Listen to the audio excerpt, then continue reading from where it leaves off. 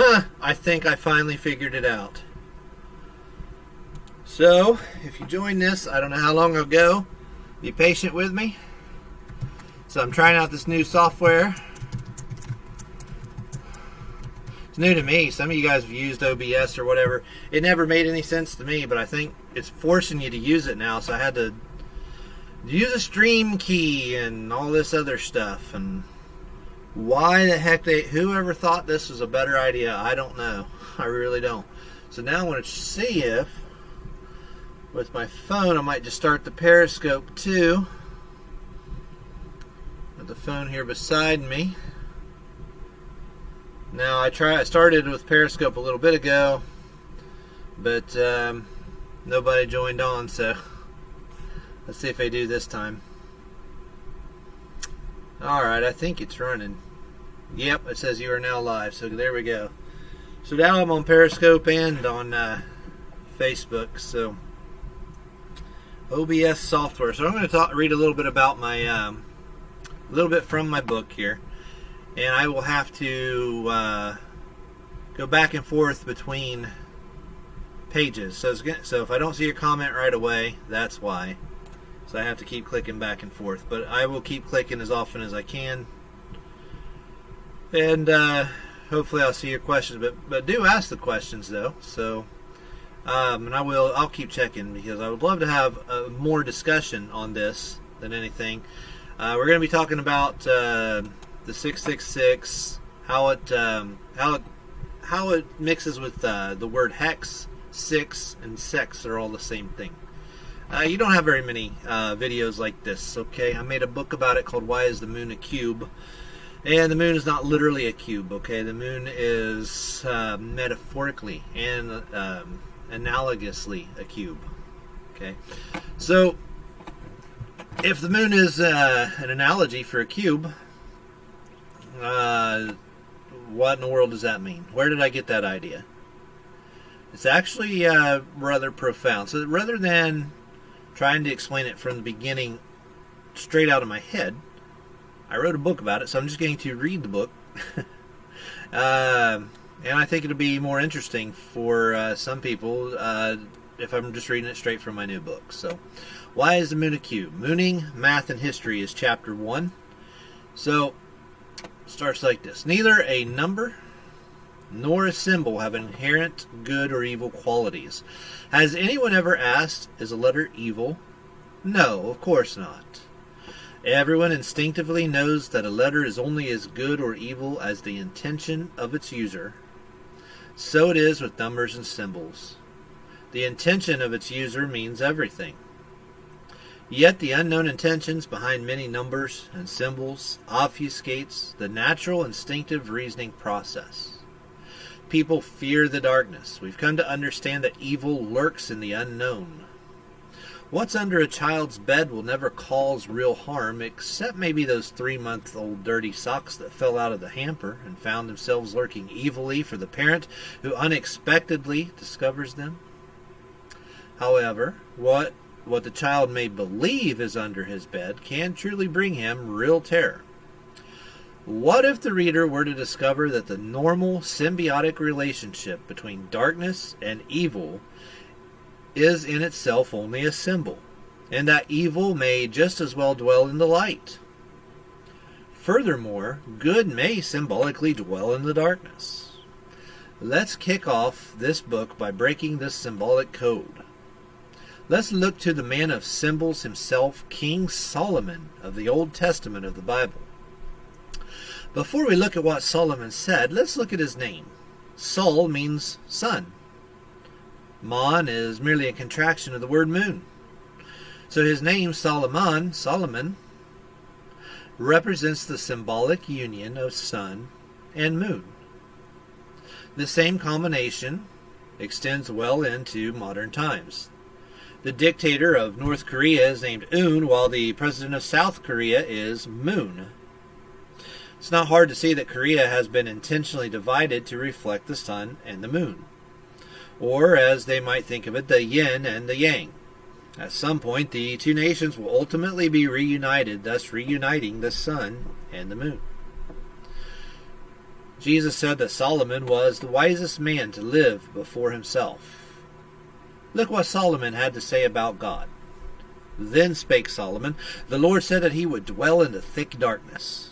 Quote unquote from 1 Kings 8:12.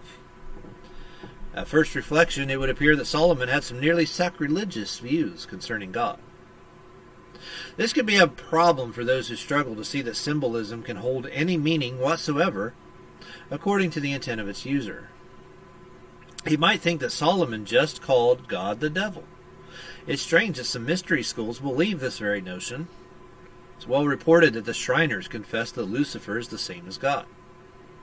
Mystery schools that deal freely in symbolism ought to take it upon themselves to learn the single most basic rule about symbols, allegories, letters, and numbers. Any or all of these may be used at any time by anyone or convey any message whatsoever a person wishes. No symbol is reserved for exclusive use by anyone or even by any deity for any thought, idea, or personal representation. Pentagrams, right side up or upside down, are neither good nor evil in themselves. Just as God can himself either live in light or darkness, so also can pentagrams exist in either light or darkness. A Baphomet, usually used by Satanists as a symbol for Lucifer, may also freely be adopted by the Girl Scouts, if they so desired, and completely reinterpreted for their own ideological expression. Minus a legally protected copyright or trademark, a symbol belongs to everyone equally. Alright, just checking here, see if anybody's joined in yet. Say hi there if you're on Facebook Live. I know it's the middle of the night, so there probably won't be too many. But if you are, I'd like to know you're there, so just, give me a hello, how's it going? Ask a question, whatever you want to do. Alright, so symbols are not the only way to convey messages. Allegories make up a large part of the Bible. That's not to say that the entire Bible should be interpreted as an allegory, a common mistake made by atheists.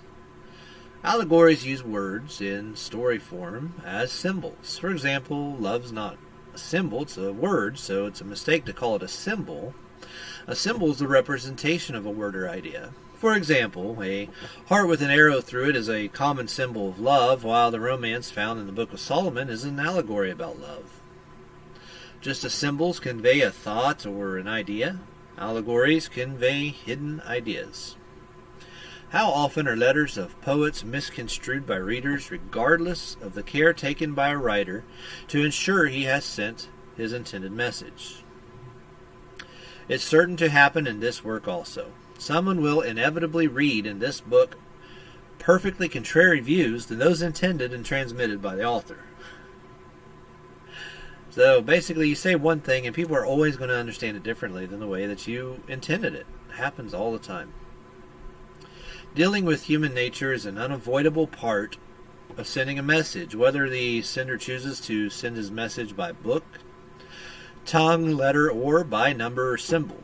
The maze of human nuance has no exit signs, and someone will always find himself trapped in a passage never intended by the author. Perhaps even this simple analogy of a maze will escape some hapless reader, and I'm showing my INTJ tendencies here, I get that. And yet, there are still other ways to send a hidden message. Just as the use of allegories or analogies are not automatically evil, neither should any person come to the conclusion that the following means of conveying a hidden message is any more or less evil. The following method has been used for thousands of years, possibly just as long as the use of allegory and analogy and symbolism. While we'll stop there for a second just to see if... Wondering if I can make... Okay, so there are a few people on there apparently, or they're just coming and going. I can't tell. But if you're on Periscope and you want to send me a message so I know you're there, I'd appreciate it. Just say hi or something. Always makes it nicer when I'm actually talking to other people. But again, this is reading from my book that I wrote, Why is the Moon a Cube? About the 666, about the hex, about sex. It'll all come together, and you'll see why. The moon's not literally a cube. It's actually symbolically a cube, though. It was understood to be so by ancient cultures, and all of their everything they built, their mounds, their buildings, their structures, used this symbology. And the moon was a big part of that. And they used the moon to help understand, as a fixed structure in the sky, they used that to create their mathematics, which they used in everything they built. And so that's the topic of my book here. In most ancient languages, letters are used as numbers. These ancient systems did not use a separate mathematical system. Therefore, any word consisting of letters automatically contained a synchronous mathematical value. Any Visa card contains the number 6 in 3 different ancient languages. These languages are Roman, Greek, and Chaldean. Historically, Latin is derived from Greek, which is derived from Hebrew, which is derived from or closely related to other Middle Eastern Semitic languages. Let's take the first 6. In Roman numerals that most children learn in grade school, I know I did, V is the number 5. I is the number 1. When a smaller number is behind a bigger number, the two are simply added together. So V plus I, or 5 plus 1, equals 6. So there's your first 6 in your Visa. Notice the term numeral implies that it is more than just a number, but also a letter as well. Think about that word numeral for a second. In our modern system, 1 is not a numeral, it is a number. So there's a difference between the ancient languages and ours. Okay, is anybody there yet on Facebook? So let me know you're there if you are listening. Still don't see any comments. Of course, it's the middle of the night, it's Memorial Day, people got other things to do. So I'm not surprised. Alright, now back where I was. Now look at the second 6. The Greek letter sigma is not the number for 6. Sigma is equivalent to the letter S. There's a long historical relationship between the letter S, 6, and serpent, which starts with S. However, in Greek, the numeral sigma is replaced by a digamma, which literally means 2 3s. The use of the digamma is mostly assigned to antiquity, and that's the language that your Bible was originally written in, your New Testament, in this sort of language where the letters were numerals. However, in Greek, the numeral sigma is replaced by digamma, which literally means 2 3s. The use of the digamma is mostly assigned to antiquity. In the ancient numbering system, it is the placeholder for the number 6. Take away the digamma, and the letter zeta becomes the 6th letter of the Greek alphabet. The Z sound is related to the S sound. They both sound like Z and S. That's why they are shaped basically the same. You got an S or a Z. They're opposites because they make a similar sound. That's not a coincidence. They were designed that way. And it goes back to this Greek. The word 6 in the root is the root word of sex, and by extension, hex. A hexagram is a 6-sided figure. Sex is the act of procreation of a new man. Therefore, Adam was created on day 6. It's interesting that the digamma today is the same shape as the letter F in English. In historic English writings, it is often challenging to distinguish the F's from the S's. Many people may recall the lettering in the Constitution of the United States or the Declaration of Independence. You look and you see how similar the F's and the S's appear in the document. The Greek text of the New Testament condenses the entire phrase 600, 6. Okay, that's you read that in King James 603 score and 6, and you think that you're reading 666, but it's not true. In fact, the entire phrase 603 score 6 is 3 simple letters. So what I'll do is I'll write these letters for you, and I'll put this on my board here, okay? So you'll know what I'm talking about.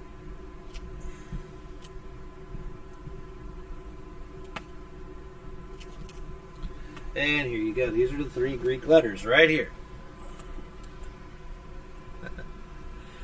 And these are chi, xi, and sigma. Okay? The values for these letters are 600, 60, and 200.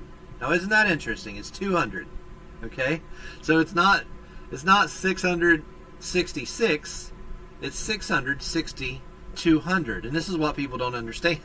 When they're they think that the New Testament is literally telling you 666, but it's not. Okay? Because when you take the gematria values of it, you have to add 600, okay, 60, and 200. So what is that? 600, 860, right? So, ironically, these values neither add to or multiply to the value of 666. In Koine Greek, which is the Greek, here it's this right here, okay? This is your Greek New Testament right here, all right? And that's what that says, Koine Greek right there, okay? Yeah, no, it doesn't. But, Koine diatheke, I think it's like teaching or something like that. Ironically, these values neither add to or multiply to the value 666. In Koine Greek, there's essentially no direct mention of the number 666. This probably surprises most people, as so much has been made of that number. Oh, hey, I'm seeing some messages there from Dan. Oh, okay, so you use OBS too? That's good. Hey, Dan. So let me know if you... I finally figured it out, Dan. It took me too long. I can't understand why in the world did Facebook take the time to change it all up like that. What is it? What possible advantage? I used to you just hit live before and it would just come on, and you know, it was so simple. Now they made it really complicated, and you have to move stream keys over. I have no understanding of what OBS is for or what the function is of using a stream key. All I know is that it made it really complicated. So, anyway, let me get back to the story here. And I do have to move my window out of the way from what I'm reading so to see your comments. So if I don't see them right away, just be patient with me. I keep moving it from time to time. Alright, so now let's continue. So instead, you add the values of the letters 600 plus 60 plus 200 to get 860. Alright, so let's go back to here. Alright. So we got 600. I'll just write them on here. 60 and 200. So you add that together and you get 860. Well, what does 860 mean? Okay. Well, 864 is the value of the sun's diameter in today, but 860 is an approximation of it. In today's measurements, the sun is told to us by NASA to be 864,000 miles in diameter. All right? So 860, or what you're calling the mark of the beast or whatever in Revelation, is an approximation in gematria, of Greek gematria, to the sun, 860. Now, if you multiply those numbers, okay, multiply 600 times 60 times 200, you get this number, 7,200,000. All right, big number there, 7,200,000. Okay, now I'm going between my phone and the computer because I got Periscope on my phone and Facebook Live on the computer, going at the same time. Now, you divide the 7,200,000 by 666, and guess what you get? Okay, just divide this. All right, take the 7,200,000. You divide it by your 666. Okay, like that, and the answer is a never-ending series of 108s. It's like 108.108, 108, 108, 108, 108. Keeps going. Well, what is 108? 108 is the moon's, I said diameter in the book, but it still is in the process of being edited. It's the moon's radius, 1,080 miles. Okay?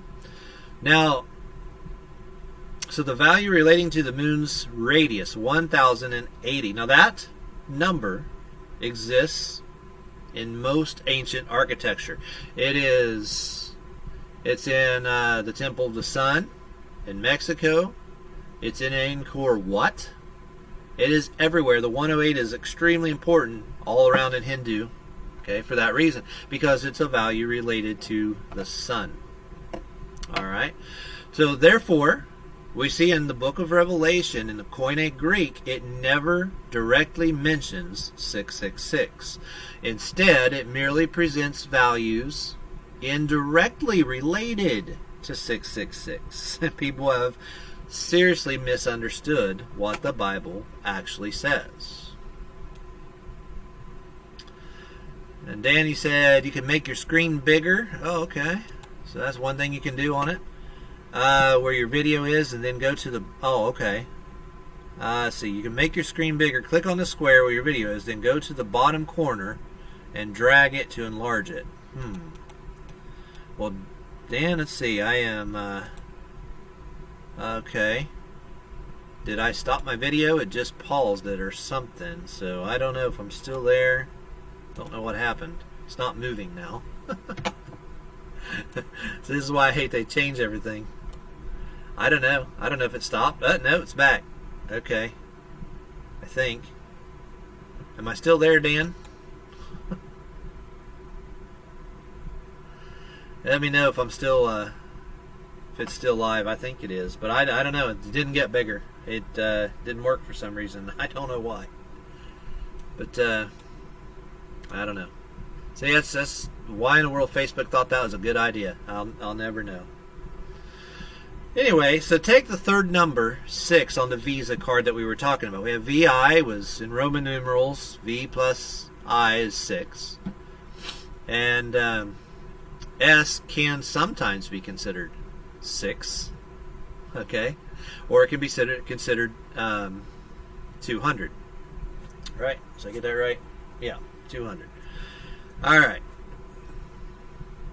So the letter A represents in the Chaldean numbering system. This system is really simple to understand because it is a base 6 system, from which is descended the American system of measurement.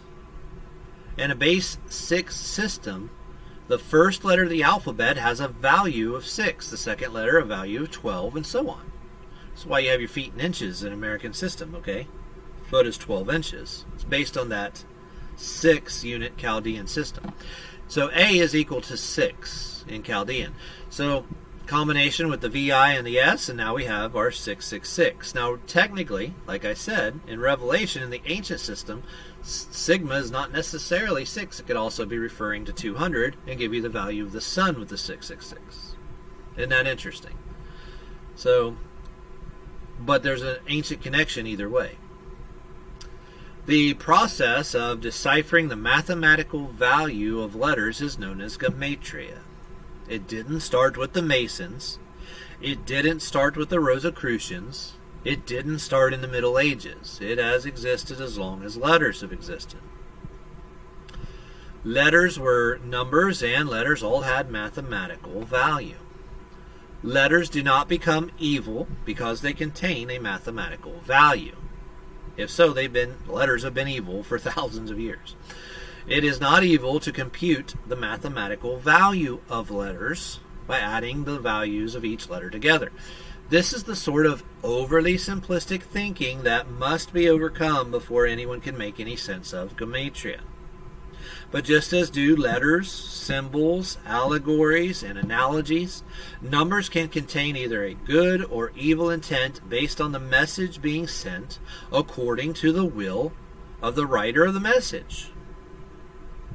For example, in World War II, the United States sent coded messages to troops in the battlefield by sending them in the Navajo language. This prevented interception by foreign armies.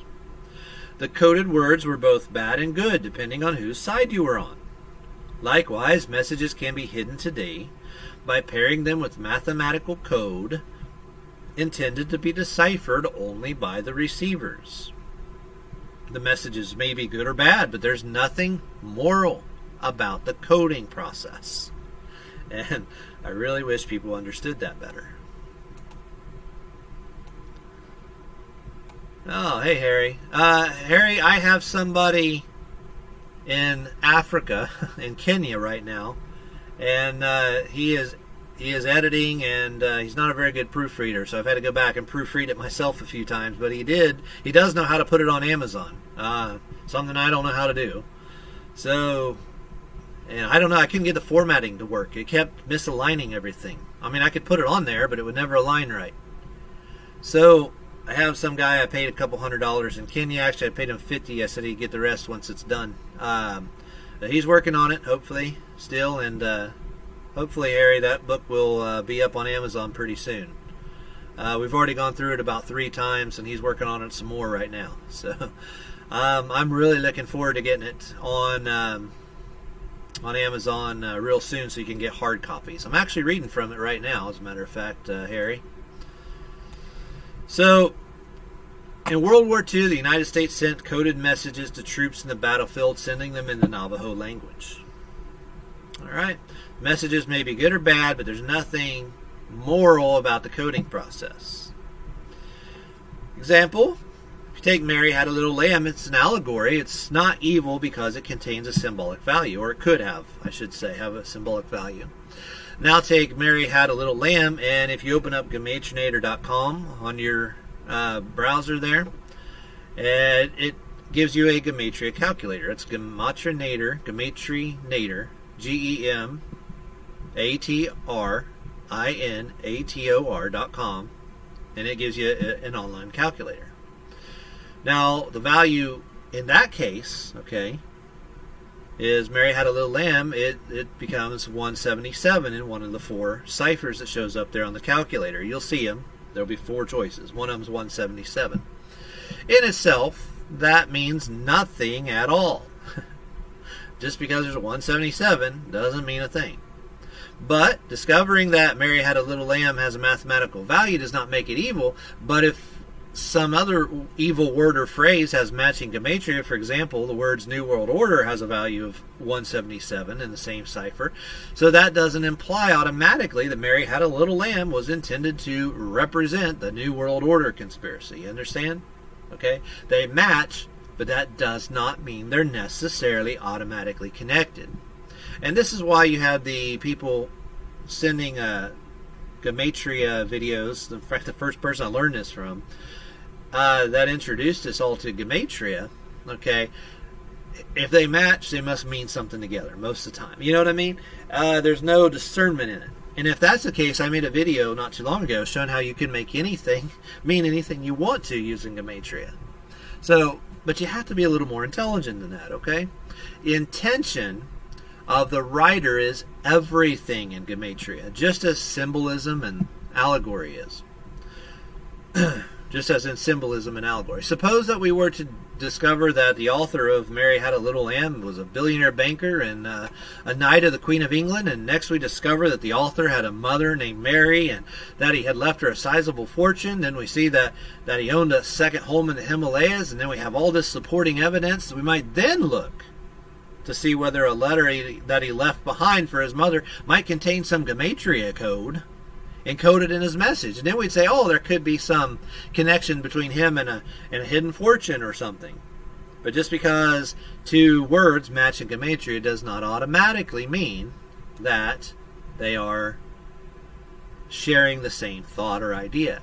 There has to be the supporting evidence.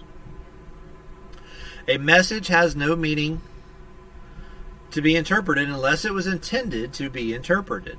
Okay, a decoder must understand as a decoder that if indeed a message has been intentionally encoded, and that's the part you have to remember, you're not likely the person that the encoder desired to receive and decode the message. You intercepted the message to begin with. So you have to think about that too.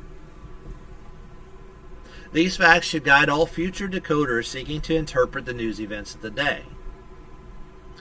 In most languages today, letters are not automatically given a mathematical value. Therefore, a value is assigned to them through the use of ciphers, and that's what you see when you open up GoMatrinator.com calculator.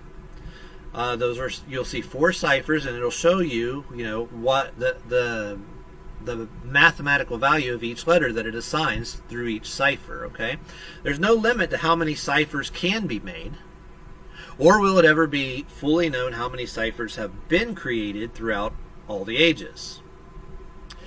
Ancient languages had built-in ciphers because each letter was already a numerical value. That's not the case in modern language. The GoMatrinator.com online calculator has 38 ciphers listed to date. However, at least to date when I wrote this, I haven't checked recently. However, the most common cipher is the first, which very simply places an ordinal value on each letter of the alphabet. So the very first cipher there, you'll see A is 1, B is 2, C is 3, D is 4, and it just goes all the way till you get to Z is 26. That's the simplest type of cipher in any language. And it's just sort of instinctive. Any language could have that kind of a cipher just by counting the number of the letters, okay, and assigning them that value. But you can assign them any value you want. There's no rule that says you have to assign any particular gematria value to any letter unless you're dealing with an ancient language that already had that for thousands of years. Not to say that you couldn't create new ciphers if you wanted to pass a message along, but if you're dealing with ancient text, you got to use the cipher that's automatically built into it. So, as nearly any book on earth contains allegories and analogies, this book will concern itself primarily with symbols and gematria. Again, the moon is not literally a cube. However, a cube symbolizes the moon every bit as much as a Cupid heart symbolizes love. The ancients used these symbols also. The same people groups whose languages were numbers were great mathematicians and engineers who left the world symbols expressing not primarily their fables, but their real-world understanding of the universe. Through a great number of diagrams, examples, and illustrations, the reader should better understand that the ancient world system of symbols and mathematics are very much in use in the modern day. Of course, I'm reading from my book here, so... He will also gain a better appreciation of the foresight and understanding they possessed. He will no longer be able to say that the mounds are just piles of dirt left by Indians. He will also better understand how this story is intentionally being erased in the present. Now, Chapter 2, A Circle is a Cube. Ice Cube, Q*bert, get it? Because of Q*bert. He's the iconic video game character. He jumps on cubes, cubism. Okay, cubes don't occupy the thoughts of too many people, except maybe to the art enthusiasts. Cubism. Simple geometric shapes don't tend to attract our attention. Well, some do, like the golden ratio. The human eye is drawn to love natural beauty. Cubism in art is generally considered an acquired taste, but the daily occurrences of cubes all over our environment never spark much deep contemplation, or does it? Believe it or not, the simple cube is near the center of worship for billions of people around the world. Now, as to whether or not the average worshiper gives as much thought to the geometric center of his religion is sort of like asking an auto mechanic if he ever broods over the amazing engineering of a catalytic converter as it strips away atoms at a chemical level. Nor is he likely to ruminate on the deeper dynamics of thermocombustion. Millions go about daily tasks believing themselves functionally aware of what makes the world go round. It's true that the inverse square law governs the speed at which a rock will attain as it falls to the earth, but for most people, simply knowing that a rock thrown in the air is going to fall back to the earth is good enough for them. No one thinks about centrifugal and gyroscopic forces as bicycle tires turn beneath their feet. It's not contemptuous, in my opinion, to ride a bicycle without maintaining an awareness of the critical forces that govern it as he rides it. However, To do this with religion, I feel, is a great insult. How is it possible? How is it possible that billions of people have visited a cube at the center of Mecca, often at great cost, marched around it, paraded around it, maybe even cast stones at some devil effigy in its shadow, and yet have never considered the purpose of the cube that's at the heart of the very experience that they're going there to see? Jewish rabbis, however, to the antipathetic feelings of those who make a once-in-a-lifetime trip to Mecca, take the cube really serious. The same black cube is miniaturized, placed on the forehead, and used repeatedly as it is studied at great depths. These are the Kabbalists of the faith. Kabbalists. These are the Kabbalists of the faith. Speak aloud the term Kabbal for a second and hear the K and the B sound. Kabbalah. Okay? Sound as you pronounce it. It's not hard to hear how these are the same consonant sounds in Cuba. Yeah, I'm alone right here. Yep, it's all me. I'm alone. All by myself right now. But I am sharing this on Facebook Live as well as on Periscope. So I have my phone for Periscope and my computer for Facebook Live as I read from my new book. So, and I'm with you, do not worry. Okay. Well, I'm glad you're with me, Emirati. So anyway, we are talking about cubes and about the mathematics behind them, and about my book, Why is the Moon a Cube?, which talks about how the ancients understood the cube and why cube symbology has to do with the mathematical system of the ancients. It's also encoded in our base 6 mathematics that we use in English. And there's so much in this book. I'm greatly minimizing all of that by saying that one sentence there. So anyway, back to right now we're talking about Kabbalah at the moment. So the stone at Mecca is also called a very similar sounding Kaaba stone. Again, the K-B sounds are evident. Islam uses not only the cube, but also the moon as primary symbols of its religion, seemingly tying together what is considered in most of esoterica to be opposites. So I'll explain more about the esoteric philosophy later on.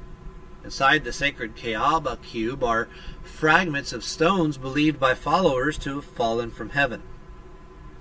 The uniting of heaven and earth, represented by the stones from heaven being embedded in the cube, are metaphor. And for those of you who don't know this, okay, that's what they have there in the Kaaba stone in Mecca. Is there's the stones that fell from heaven are embedded within it. Okay, and they have a long, rich history. You can look it up, see a little bit on the internet. They were all one piece at one time, and then somewhere in history they got all broken up. Now, either the heaven or the earth can now be considered the cube. The two being united are one. What does that sound like to you? God considered Adam and Eve two separate entities until they became one flesh, according to the Bible. Once united, however, God called their name Adam. So you had Adam and Eve because Adam called Eve his wife, okay, because she was the mother of all living, okay. But God called their name Adam, Genesis chapter 5, verse 2. This represents the uniting of the sacred masculine and feminine. Two have become the same entity. Heaven and earth, masculine and feminine, circle and square, each are different ways to express the same concept. The Kaaba in Mecca symbolizes this esoteric knowledge. That is also displayed in the Bible by using tangible objects rather than written language. Notice it's been around thousands of years.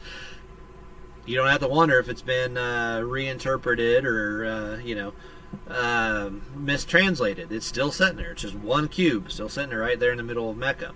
Now, all the Muslims have forgotten it. They don't know what it means anymore. And if you talk to them, they think you're crazy if you tell them the reality of what their ancestors understood about the Kaaba stone. Okay, but it doesn't matter. You know, people that have forgotten their past, too bad for them. We tell them the truth, and if they can't understand it, that's too bad for them. The Kaaba in Mecca symbolizes this esoteric knowledge that is displayed in the Bible by using tangible objects rather than written language. The meaning is the same, however. Once a union is made, the potential for either heaven or earth now rests within the matrix. Now, the word matrix is from the same root word as mother and refers to the womb. Therefore, a circle becomes a square and a square a circle. Or for matters of our purpose, a sphere becomes a cube, or a cube becomes a sphere. Three-dimensional as opposed to two-dimensional. Either possibility exists within the matrix womb of the universe. Islam's use of sacred geometry and symbols is nearly synchronous with the sacred geometry and symbology of witchcraft. And boy, that'll blow their minds, won't it? If they had enough brains to listen. But try to find one that does. Try to find any Muslim that'll sit here and listen and really, really get what I'm saying. And really study it and try to learn it. You won't find one. Billions of people are brainwashed. This by no means amplifies the claim by many who say that Muslims worship the moon. That is not the case. In the Quran, Surah 6:77-79, the prophet Abraham is quoted as saying he originally intended to worship the sun and the moon, but finally settled on one creator. Quote, "For me, I have set my face firmly and truly toward him who created the heavens and the earth, and never shall I give partners to Allah." Surah 679. However, Islam makes full use of the moon's symbolism, as we discussed. The Kaaba, as a symbol of a woman, is no different than the coding of the name Selene in witchcraft. Let's dissect that name for a second. The prefix se, S-E, in Selene is loaded with esoteric knowledge. Robert Claiborne in The Roots of English, one of my favorite books in all the world, reports that S-E, se, that it has both Latin and later Germanic evolutions. In Latin, serir, ser, from the Latin we get season. Notice the word semen. A man sows in a woman. Okay, the Germanic took the word directly to mean sow, whence the seed, S-E, se, is sown. So now the lean, remember we're looking at the word Selene, which is a name, a feminine name. Lean, the back half of that, is nothing more than an obvious adaptation of Luna, which comes from the word moon. So we have Selene, or Selena, essentially means the seed of man sown on the moon. You see the symbolism of that in the Kaaba stone? Do you see the symbolism of that? For this reason, many witches associate themselves with demoralizing man through seduction and prostitution. Notice the se in seduction. Notice the spelling of the word semen, S-E, se, seed, S-E. In Islam, however, the rocks from heaven fell and were embedded into the Kaaba. This is merely an adaptation of the same symbolism. Check over here. Okay. Doing an audiobook, Harry?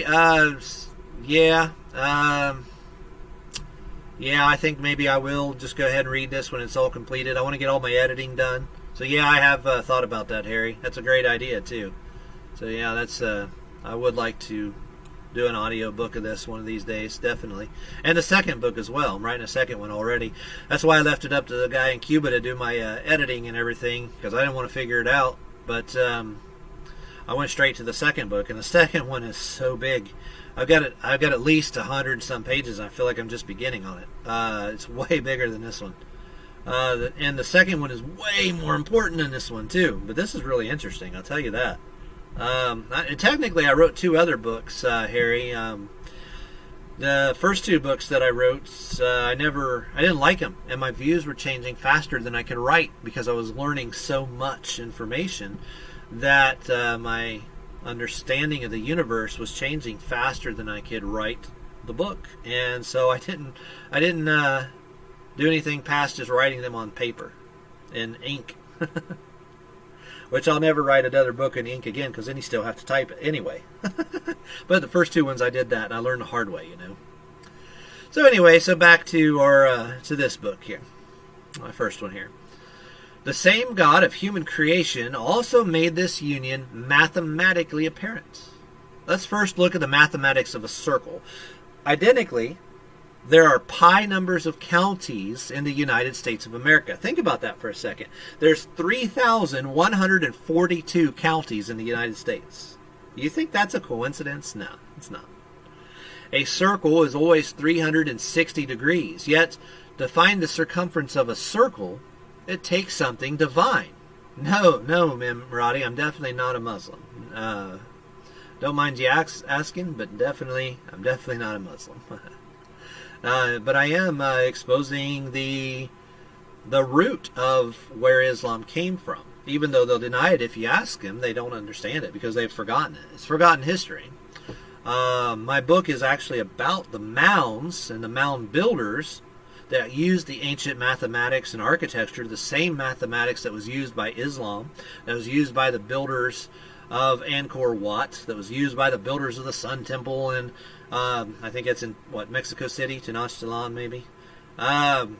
It's the same math, okay? So my moon is really about that, and I'll go in later, into later chapters, into the how the math was applied to the mounds right here in my own hometown. Okay, we have three mounds. It's really interesting, but it hasn't entirely been forgotten. It has been used, has been passed down in certain ways. And here's one example. Intentionally, by design, there are 3,142 counties in the United States of America, and that's not a coincidence. A circle is always 360 degrees. Yet to find the circumference of a circle, it takes something divine. Divinity is inexpressible, unknowable, and yet by accessing the divine, it's possible to find a real number. Think about the logic of that for anyone who still thinks the world is flat and its dimensions are unknowable. I wrote in the prefix of this book that the world is not flat. That's the first thing I said, because I know people are going to misunderstand what I say and try to use it to say that the world is flat, and it's definitely not, because they believe that the dimensions of the world are not even knowable. However, that's not what they find in ancient technology or in ancient mathematics at all. Okay, it's not what they. That's not what the ancient math is saying. It's not what the ancient architecture is saying. Okay, that's not what math is saying. Okay, divinity is inexpressible and unknowable, and yet by accessing the divine, it's possible to find a real number. Okay. By accessing the divinity, aka the irrational number pi, one can find a real and knowable circumference. Think about how amazing that really is. What I just said, for the people who are thinkers out there who can really put things together, that's a really amazing thought. Now, pi, or 3.14, can never be calculated to its final end. Great strides have been made using computers to find the final number of pi with no success. In mathematics, pi is therefore called an irrational number. Irrational, in the author's opinion, is tantamount to the terms unknowable or divine. And again, think about how powerful the metaphor is, that as one accesses the divine, one can define the very real world around him in concrete dimensions. And that's the real core of this book. To find the real circumference of a circle, take the measurable and knowable diameter of a circle and multiply it by the divine and unknowable number of pi. As another very interesting metaphor, one could say that God and man unite by discovering the real size of the earth. Ah, says the objector, who can measure the diameter of the earth in ancient days? Ah, let's see whether or not that is indeed exactly what they achieved. A circle has 360 degrees because it represents the original 360 days a year. Not because. I probably shouldn't have said because. I should have said it is a symbol of the 360 degree or day year. They match up perfectly. What are the chances? I know we have 365 days now, but most people believe that the world has slowed down. So it is very reasonable that in the past, we really did have a 360 day year. Just like a circle. These things are evidence of design. A degree is not an arbitrary unit either. It is simply an equal distance around a circle that accounts for each calendar day. And more importantly, notice that 360 starts with two numbers, 3 and 6, or put together, 36. So take the 0 off of that 360 degrees, and it tells you something really important. The number 36. Number 36 is very important in understanding certain mathematical and geometric relationships. The number 36 is known as the triangular of the number 666. But don't freak out and run away here. All that means is that by adding numbers 1 through 36 together, examples, 1 plus 2 plus 3 plus 4, stop when you get to 36, but just keep doing it until you get to 36. You add all those numbers together, and the sum is 666. Long before the book of Revelation and the Mark of the Beast reference of chapter 13 in the book of Revelation, the number 666 was used to help indicate certain mathematical relationships in basic geometric shapes. Isn't that interesting? So we really need to reinterpret what we understand about the number 666 in the Bible. Here we see a very basic relationship between a circle's 360 degrees and the number 666. The most ancient people were fully aware of these mathematics. As you see in the chapter on the mounds, we'll get into that another day when I get to that chapter, 360 divided by the 12 months of the year equals 30. For a taste of the chapter to come, the reader might just do his own homework a little bit and research just how many mounds are approximately 30 feet tall. The golden ratio, or also called the beautiful number, expresses as 1.618. And it's abbreviated by the Greek letter phi. So by the way, if you want to know how to make the phi symbol on your computer, simply hold down the Alt key, and you have to use the number pad. It won't work on the numbers above your letters, okay? But if your keyboard has a number pad, hold down the Alt key and type the number 1000 at the same time, and it'll give you a phi symbol, okay?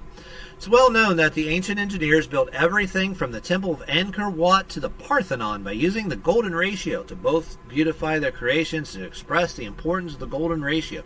And don't forget about that 108 moon number, the radius of the moon that we talked about before.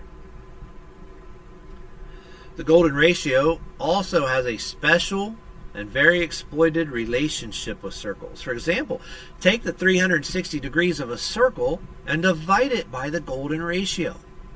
Guess what you get? 360 divided by phi is 223. The fraternity Skull and Bones has adopted the number 223 as its insignia. That's why. They're referring back to that ancient mathematics that everyone knew thousands of years ago, or at least the people who built the pyramids and who built the mounds. They were using the same math, okay? The same understanding of it. The very important in this book are the megalithic measurements in chapter 10 concerning the Marietta, Ohio mounds. One of these is the Ophis. That's spelled O-P-H-I-S, or the sacred serpent measurement, usually called the Delphi circle. The megalithic measurement is obtained by taking 360, like a circle, like the number of days in the ancient year, and multiplying it by the golden ratio of 1.618. Now, I figured this out myself, folks. They don't tell you this.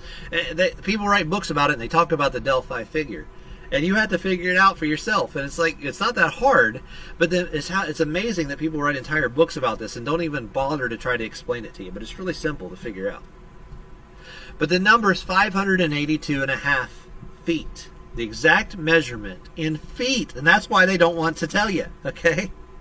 Because it's in feet. And they want to tell you that that system is not thousands and thousands of years old, but the U.S. Measuring system, and that's why they don't get rid of it, and why they don't go to metric system, is because it reflects the ancient knowledge, and they don't want it to disappear from the earth forever. So they keep it right here. Well, this number, 582.5 feet, is the exact measurement found in our mounds in Ohio and in megalithic constructions worldwide. According to author Ross Hamilton in his book, The Mystery of the Serpent Mound, this system may only have claimed the length of the foot as its most important measure, and the other units cited here were merely expressions or spin-offs of this mercurial unit. So by using some little technical language, he tries to give you a hint there without making it too obvious that he really understands what's going on, because he knows that too many people will try to shoot him down if he tells them the truth. And that's sad, the way the people think. The truth is the truth, okay? This makes a great response to the naysayers who scoff at the mention of units of feet and inches having been used by the Indians, quote unquote. And that's the other problem, is they think the Indians built the mounds. But you go back and you talk to the Indians, and the Indians say they didn't build the mounds. So, of course, these same scoffers never consider that the Indians freely admit they had no part in creating the mounds. Again, Hamilton says that the Delphi circle, or Ophis, is composed of a circle in which the diameter equals 582 feet. A phi in Greek represents the ophis. Notice the phi in the word ophis, right in the middle. O-P-H-I-S. Okay, it's got phi right there. The word ophis is the root of the English word ophelion. Not a word you hear very much, but you might even have to find an old dictionary to find it. But ophelion means serpent-like. So no wonder this measurement, 582 feet, is found in the Serpent Mound in Ohio. You ever see the Serpent Mound? A little squiggly, it's got a mouth open, it looks like it's eating an egg. Okay? And interesting, the Ophelian serpent, okay, has the ophis, which represents phi. So there you see a connection in antiquity to phi and the serpent. Okay? And you can't mess that up. It makes just so much sense. Okay? I don't know how anybody cannot see that. I don't know. The serpent circle symbolism is very much related to the concept of the Ouroboros. So we have circles that are related to phi and the serpent as well. Perhaps the reader has seen this symbol as it appears so frequently in movies and entertainment. It's called the Ouroboros. O-U-R-O-B-O-R-O-S. The Ouroboros is the snake twisting itself in a circle with its tail in its mouth, eating its own tail, and it just goes on like that forever. Many have associated the serpent Ouroboros with Lucifer. But Lucifer has L-U, or light, right in the name. The name means light bearer. Seemingly has nothing whatsoever to do with circles. However, circles often represent the heavens, as demonstrated by the shape of the moon and the planets. Some secret societies consider light to be equal with knowledge. You know, that's why you say, I saw the light. You know, you sing that song in church maybe. I saw the light. You know. Kabbalists believe the universe started with a single point. Thus, if mathematics are a form of knowledge beginning with a circle, think of a single point as being a tiny little circle. Okay, you know, this is why the Big Bangs use this. They're actually telling you Kabbalah knowledge, but you don't know it. Okay, you have to be smart to see what they're doing when they're giving you a Big Bang theory. They're passing on Kabbalah to you, and you don't know it. Okay, that's all that whole Big Bang crap is all about. So a tiny point, or the singularity, okay, that's just a little circle. So, and think of some single point as a tiny little circle, and knowledge is the same as light. So we can see how they've come to the conclusion that Lucifer is the bearer of the knowledge given to mankind. Lucifer, after all, tempted Eve with knowledge. But one must truly wonder about the wisdom of tying Lucifer and the Ouroboros together, the snake eating its own tail, with granting or gifting knowledge, lest we fall for the same deception as Eve did. Surely, mathematics are neither good nor evil. Covered that at the beginning, chapter 1. That's the first thing we said in this book. Okay? Knowledge is not evil. Okay? So, mathematics are neither good nor evil. Lucifer is said to have given the knowledge of good and evil. Okay? Through the eating of the forbidden fruit. So how can good also be evil? He gave you good and evil. Why people don't see this, okay? They gave you the knowledge of good and evil. So he didn't just give you evil. Through the eating of the forbidden fruit. Now let's try to explain what's really going on here. As apparent in the biblical narrative, Lucifer is a deceiver, for he cannot give what's not his to give. Knowledge, including mathematics, belong to no one but to the Creator himself. Would it really be necessary for the Creator to keep math from his own creation? Surely, much of the deception of the Lucifer Ouroboros is causing mankind to believe that the mathematics were being held back from them, so that God alone could know it. That's the deception. However, the Creator's mathematics were already present and freely available. Adam and Eve could eat of any tree in the garden. Okay? For anyone sagacious and industrious enough to find it. Seek and you'll find. Grab a calculator, calculate some numbers, and you'll find it. The Ouroboros said, "Let me put a circle around the knowledge and make it my own." Consequently, he limited the extant knowledge of the Creator in any way. Doing so is the following of Lucifer, setting up a teacher instead of just going and getting the truth for yourself, which anybody can do. So whether they be governments, institutions of higher learning, religions, or mystery schools, anything that limits or plagiarizes the knowledge of the Creator is in fact establishing the all-encompassing Ouroboros. All the knowledge there is contained right here, and you have to go through me to get it. Should there then be no government, schools, religion, or mystery teachers? Well, the best answer lies in determining what is done in or by any particular institution, not in determining the validity of their existences. Does that institution work as a gatekeeper of the knowledge of the Creator? Is anyone directed to go to them alone to find truth? Is anyone limited from finding the Creator on his own? Those who expect to limit the knowledge of the Creator most certainly will use their power over that individual for evil. Thus, knowledge itself appears to be evil. However, knowledge is neither good nor evil. The control over knowledge makes the controller either good or evil. It's the control over knowledge, not the knowledge itself. Gatekeepers are always evil. No one has a right to hold back the knowledge of God from anyone else. One might be asking how all this relates to the moon. After all, the title of the book is, Why is the Moon a Cube? And here we are still talking about circles, pi, phi, triangular numbers, 666, and now 223. So where's all this going? It's important to establish that these numeric relationships are well known and understood not only in ancient times, by bygone architects, but are very much in use in modern times. Let's see how NASA was certain to incorporate this geometric knowledge into the moon landing by examining its clear use of gematria. Gematria, very simply, is the practice of giving letters a numeric value. It was practiced since very ancient days in the oldest of alphabets. In fact, most alphabets of ancient days did not separate numbers from letters. We've already talked about that in the last chapter. Essentially, all words had a numeric value. In modern day, we use separate numbering systems apart from our letters unless you assign them on purpose, like through the use of your calculator in order to send a coded message. The Jewish Kabbalists kept this practice of using gematria in their writings for thousands of years.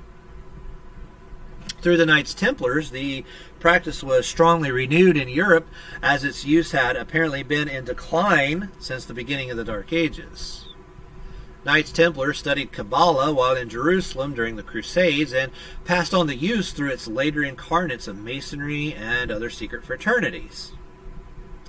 I was quite impressed to see evidence on the TV show The Curse of Oak Island, when Rick Lagina traveled to France and observed the prison where the supposed last members of the Templars were held. Upon the prison walls, he observed the Kabbalistic tree of life chiseled into it, leaving unmistakable evidence that the Templars had learned and accommodated Kabbalah. In the English language, the simplest form of gematria is giving the letter A the value of 1, continuing this chronologically. B is 2, C is 3, D is 4, all the way till you get to Z, which becomes the number 26. By using this basic gematria value, now go look and just Google in a separate browser while you're listening to me and Google the NASA symbol, okay? And wait till you find the one that has the little circle around the A and the S. And we're going to talk about that. By using this basic gematria value, the famous NASA insignia reveals something very interesting. Well, the letter A equals 1, just like we said. And if you follow that, B is 2, C is 3, you get all the way to the letter S, and the letter S is 19. So you notice that the A and the S are circled in the NASA logo. Well, what does that stand for? A and S is 119, or 911. If you read it backwards, 119 is 911. 119 is simply 911 backwards. So now before the reader leaps to the conclusion that NASA has some responsibility for 911, let me explain to you, that's not what I'm saying here. Much rather, 911 represents the divine feminine, aka the moon. Take the simple gematria cipher. And again, a cipher is the particular tool by which one turns letters into numbers. The simplest alphabetical order cipher has already been mentioned. Now reverse it. Now let's change it to where Z becomes 1. And you go Z, Y is 2, and X is 3, and you go all the way until you get to A becomes the number 26. Exact opposite of the last one. It's the simplest reverse cipher. So now take it one step further. Every time a letter becomes a number that is 10 or larger, okay, so you got, once you get to the value of 12, you just add it together. So you would take 1 plus 2 is 3, okay? Or take 11 and 1 plus 1 is 2. So in reverse gematria, the letter L becomes 15. So add 1 plus 5 and the answer is 6. Now anytime you add two numbers like that together, it's called reduction, because you're reducing the number 15 and reducing it to something smaller. 1 plus 5 is 6. Okay?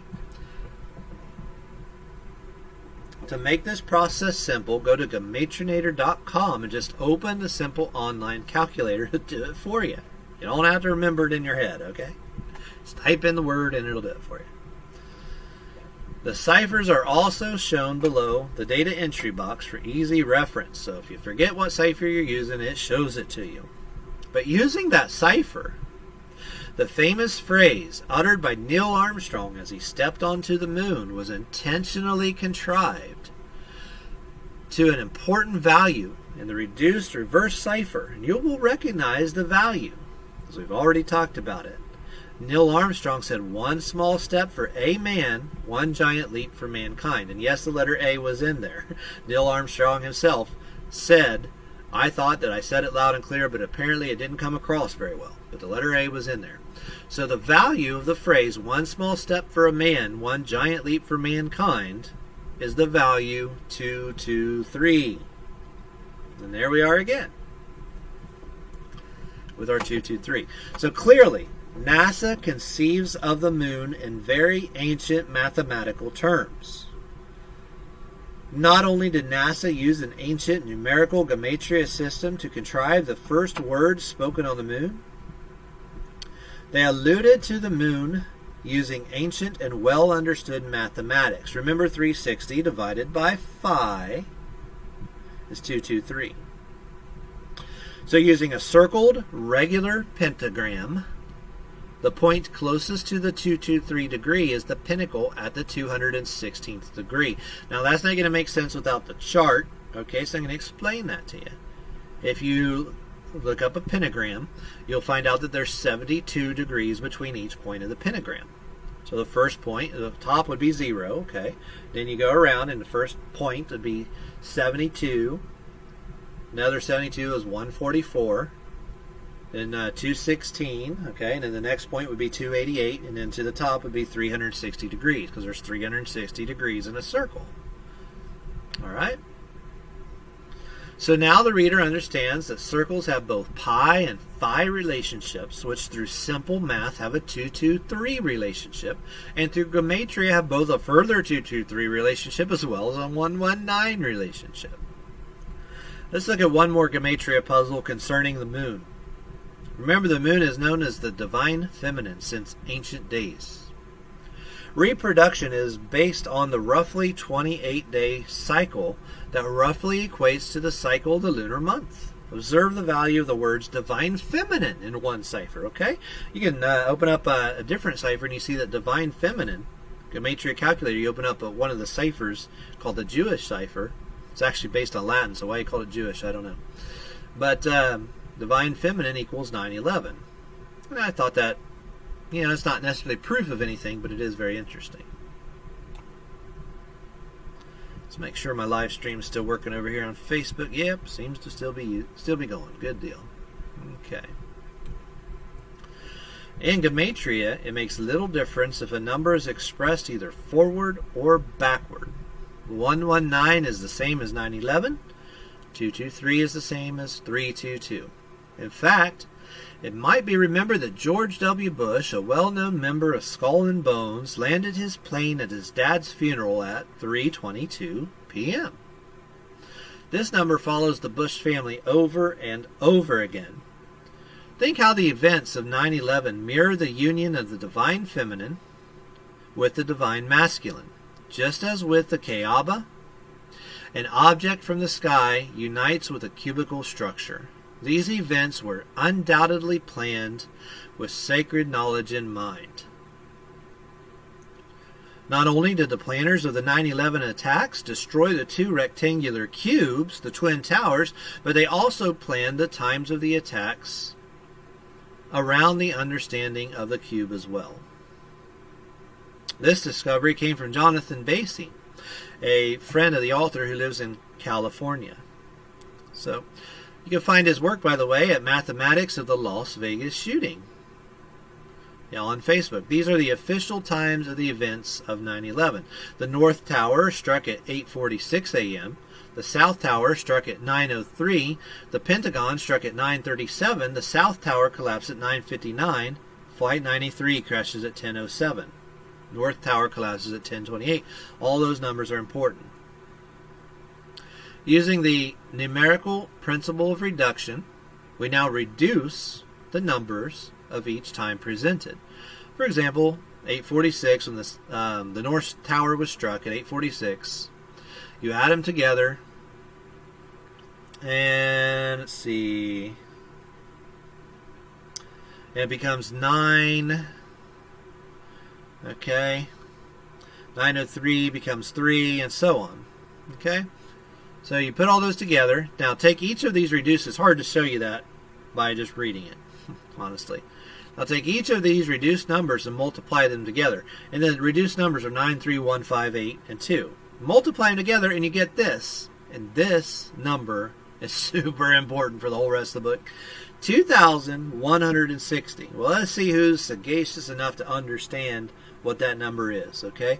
We talked earlier about how 1,080 is the radius of the moon. So double that, and that's 2,160, or the diameter of the moon. Isn't it weird that the destruction on 9/11, all the times reduced and multiplied together equal the cube? Now, who thought of that? Now, you tell me that that's just coincidence? Really? No. No, it's not coincidence. That was a great discovery, Jonathan Basie. Clearly, these reported times were thought out well in advance by people strongly familiar with the knowledge of cube mathematics. What people group obsess more about cube mathematics than do any other people on Earth? Here's a hint. We talked about them earlier. They wear cubes on their head. Okay? They worship the cube or Kabbalah. Okay, cube. Now take each of these reduced numbers and multiply. Oh, I already did that. Okay. Now, here you go. I'm going to erase this on the board. All right.